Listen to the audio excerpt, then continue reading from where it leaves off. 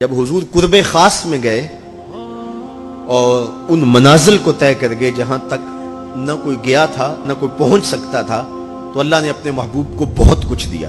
70,000 اسرار تھے، 70,000 رموز تھی، 70,000 حکایات تھی۔ محبوب کی جھولی میں بہت کچھ ڈالا اور ڈال کر کے کہا بما اشرفک یا احمد، اے محبوب یہ تو میں نے خود دیا ہے، اب تو اپنی چاہت بھی بتا، تیری چاہت کیا ہے۔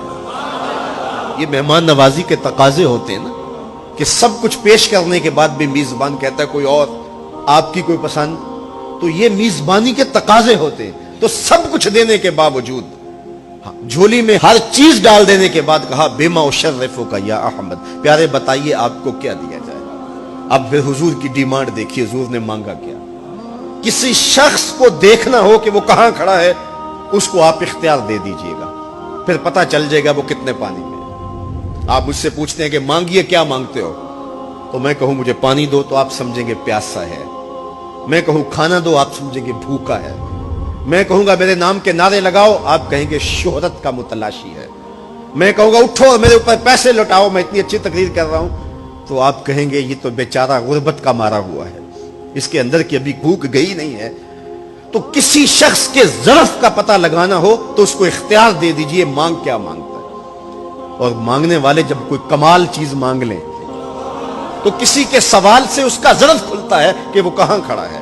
اب حضور کو اختیار دیا جاتا ہے محبوب مانگیے کیا مانگتا، مال و زر مانگا، دولت مانگی، یہ تو قدموں میں رلتے تھے، حضور آنکھ اٹھا کے نہیں دیکھتے تھے، تو پھر مانگا کہا بنسبتی الیک بالعبودیہ، اے اللہ ساری زندگی میں کہتا رہا کہ تو میرا رب ہے، یہ میں نے غاروں میں بھی کہا، یہ میں نے پہاڑوں پہ بھی کہا، طائف کے بازاروں میں بھی کہا، مکے کی گلیوں میں بھی کہا، برستے پتھروں کے سائے میں بھی کہا، میرے سر انور پہ اوجلی ڈالی جاتی رہی، میں نے سر نہیں اٹھایا اور کہا کہ تو میرا رب ہے۔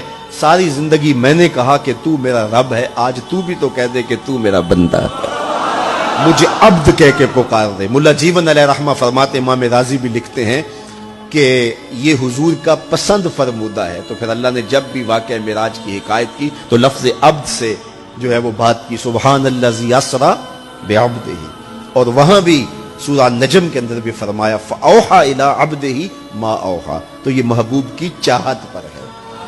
اور پھر عبدیت کا بندے کی طرف سے جو اظہار ہوگا اس کے لیے پھر 50 نمازوں کا تحفہ دے دیا کہ میرے بندے تو پکارتا رہے اور مجھے رب کہہ کے پکارتا رہا، میں تجھے لبیک یا عبدی کہہ کے پکارتا رہا۔ اور وہ 50 نمازیں پھر 5 نمازوں کی صورت کے اندر باقی رہی۔ اللہ کی باتیں بدلتی نہیں ہیں، جو ایک نیکی کرے 10 کا ثواب ملتا ہے، پڑھو گے 5 ثواب 50 کا ہی ملے گا، اس لیے کہ اس کی باتیں تبدیل نہیں ہوتی۔ اور یہ تحفہ ہے۔ حضرت موسیٰ نے تو عرض کیا تھا کہ ایک بار اور جائیے، لیکن میرے حضور نے کہا تھا مجھے اپنے رب سے حیا آتی ہے۔ عادت باری یہ تھی نا، ہر بار 5 نمازیں معاف ہوتی تھی، اب بھی جاتے تو 5 نمازیں معاف ہو جاتی، لیکن کہا کہ مجھے اپنے رب سے حیا آتی ہے۔